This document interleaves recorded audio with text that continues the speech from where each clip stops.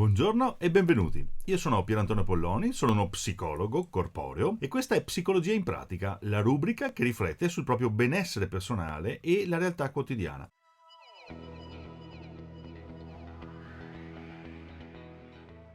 Alla base di una relazione duratura c'è soprattutto amicizia, poi fiducia e alla fine anche l'impegno. Un'amicizia profonda tra i membri della coppia è come una melodia armoniosa composta da note diverse però che sono complementari e permette di creare un clima positivo e anche di mutuo rispetto. Una solida amicizia spazza via dubbi e rancori, magari sommersi, così come anche l'irritazione, la noia. E nelle coppie che coltivano questo tipo di sentimento non ci sono mai né vincitori né vinti. Non si fa qualcosa in cambio di qualcos'altro, ma si vive l'altra persona per quello che davvero lei è. Un'amicizia profonda sottende un'altrettanta intima conoscenza del proprio partner. Per esempio, se ti chiedessi quali sono i colori della parte interna dell'occhio della tua partner o del tuo partner, me li sapresti dire? Di certo sai cosa piace o non piace ordinare in ristorante al tuo amato o alla tua amata, ma potresti affermare di conoscere i suoi sogni o le criticità che in questo momento sta affrontando? In una relazione dove alla base c'è amicizia, l'amore viene trasmesso attraverso piccoli gesti quotidiani, come lasciare l'ultimo pezzetto di torta all'altro, oppure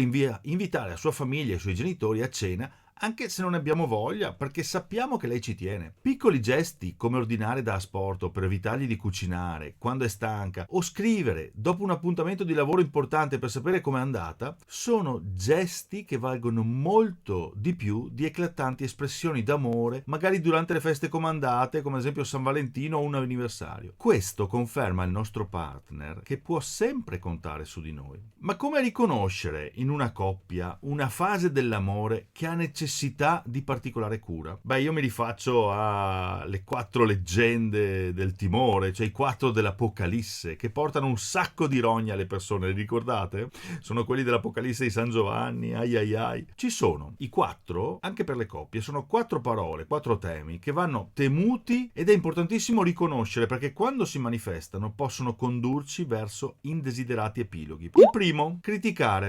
Il secondo, silenzio fantasmatico. Il terzo, fare la vittima. E il quarto, termine mutuato dall'inglese, il floating. Attenzione che lamentarsi è diverso da criticare. Io posso lamentare la mancanza di carezze della mia partner e lo faccio per migliorare quella situazione. Quando mi lamento, l'attenzione va rivolta su di me e sulla mia mancanza. Per esempio, ho bisogno delle tue carezze. Criticare invece significa focalizzarsi su aspetti che l'altro fa o non fa ed emettere giudizi o svalutazioni su di lui, anziché su quello che lui fa. Per esempio, ho bisogno delle tue carezze, ma se aspetto te che sei anaffettivo, mi verrà la barba. Poi, premesso che donna barbuta è sempre piaciuta, ma così facendo si tende a mettere in discussione la persona anziché il comportamento. Tu stai lamentando un bisogno che non viene soddisfatto dall'altro, ma non per questo l'altro è una brutta persona, capisci? Fate attenzione perché questo tipo di sport svalutativo è molto deleterio e va interrotto immediatamente, subito, da oggi. Il secondo cavaliere è il silenzio fantasma, cioè quel modo di rispondere ad una discussione stando in silenzio, come se la cosa non ci riguardasse. Ricordati che per una diversa conformazione fisica che caratterizza maschi e femmine, il sistema cardiovascolare maschile, attivato da uno stress, impiega molto più di quello femminile per tornare in equilibrio. Per questo gli uomini tendono a evitare discussioni potenzialmente conflittuali molto più delle donne. Il terzo cavaliere poi è rappresentato dalle persone che in coppia si comportano da vittima. Il ruolo della vittima è doppiamente utile a chi lo assume, perché presuppone la presenza di un persecutore, così come di un angelo custode. Se cerchiamo di capire meglio, se esiste una vittima, esiste anche un cacciatore, ma chiamiamolo persecutore, carnefice, questo è il suo nome. Se io sono la vittima, di certo la figura colpevole non posso essere io. Dunque assumere questo ruolo scagiona a priori una persona. Inoltre spunta anche un secondo vantaggio. In qualità di vittima devo essere salvata salvata, per cui otterrò attenzione, consolazione, coccole, probabilmente sarò anche protagonista. Chi si trova a vivere questi giochi di coppia può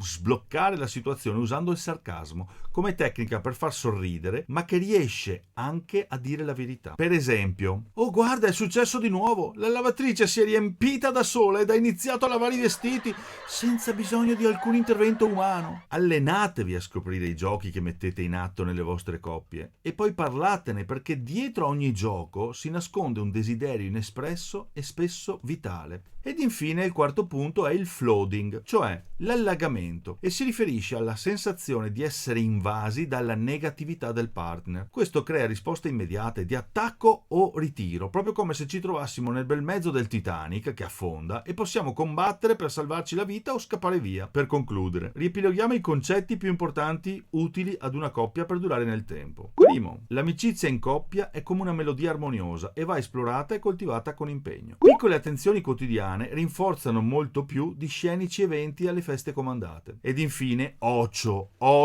ai 4 temibili dell'Apocalisse: criticare, il silenzio fantasma, fare la vittima e l'allagamento catastrofico. Per oggi è tutto, ci vediamo alla prossima puntata e vi auguro una luminosa settimana. Ciao!